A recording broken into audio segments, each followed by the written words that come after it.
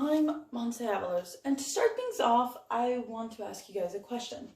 Should drug offenders go to jail? Well, most of the states in the country do send people convicted of drug possession to a jail, but putting in prison an individual that is dealing or struggling with drugs is not the smartest decision. There are better alternatives for that, such as a rehabilitation center, a center that will help provide and have a better care system for those who need it. So it's important for us to push the law to send people convicted of drug possession to a rehab center, because by sending them to jail, it costs our community money, it drags individuals in debt, and it does not help change any form of lifestyle. So, as I just mentioned, sending drug offenders to jail will result in our money being misused.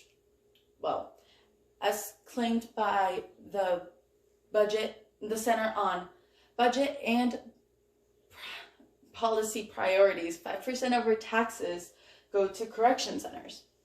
But here is how it's being misused. According to the drugpolicy.org, more than $47 billion are used on the war against drugs, and just here in the United States as well. And as of 2018, 1,654,282 arrests were made for drug offenses, but 1,452,299 of those arrests were just of people in possession of drugs. Now, these people will end up going to jail, maybe do time for a week or maybe a couple of months, but eventually they'll be out. And studies have shown that people that come out will usually, about 60 to 80% of them will commit new crimes, making them becoming incarcerated once again. And our money is being used on the same people over and over again, because jail does not help change their form of lifestyle or their form of thinking. No. And these people will waste $100 to $1,000 per month on drugs. Money that can help support families, pay bills, buy groceries. But in some severe cases, drug addiction will end up in homelessness. And that's no way of living a lifestyle. Well, at least a healthy lifestyle. And prisons do not help stop the rate of drug consumption.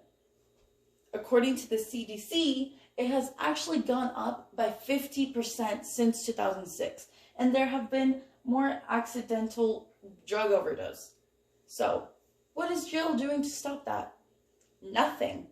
Nothing at all. And as you can see, sending people with drug offenses to a recovery program is a much better choice than jail. Now, I know jail seems right, but it would only put crime away temporarily. What are drug addicts going to do once they're out of jail? Will they go running for help, or will they be stuck in their world looking for more drugs and getting into more trouble? Now, researchers also say that prison is not an adequate place for drug users, since 80% of prisoners either abuse of drugs or alcohol. So that's not really helping anyone break an addiction. And yes, there has been research that about 70% of people will drop out of programs. But this is when a judge would come in and enforce these programs on these people, making recovery rates go up, cleaning up the streets a little bit, and reassuring our community that this problem is being handled properly. So, yes. And now, drug users getting help is beneficial for you and it's beneficial for everyone. Our taxes will still be going to correction centers, but this time they will be used efficiently or properly. They will be used to give people who need it help and professional help. And as claimed by Journey Pure, Florida's alcohol and drug rehab, the state of Maryland has found outstanding savings from implanting alternatives to prison. Now, imagine if all states were to do this. Imagine how much money taxpayers would be saving. And treatment centers not only help break addiction, but they will help build relationships, whether it's with yourself, whether it's with the people around you, your family, or your friends. But they will help create a better community and a more secure one as well. Now, and to answer the question in the beginning, no. Drug offenders should not be sent to jail. Instead, they should be put in recovery programs. It will help save our money, and it will help a person grow to become healthy or be a better person, changing the lifestyles of so many people, and not just of these individuals, but changing the lifestyle of their families. And I know most of us are close to becoming adults, maybe a couple of years away, or maybe next year.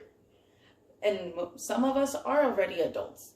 But it's never too late to think of new ways to change the law to make the future better for us.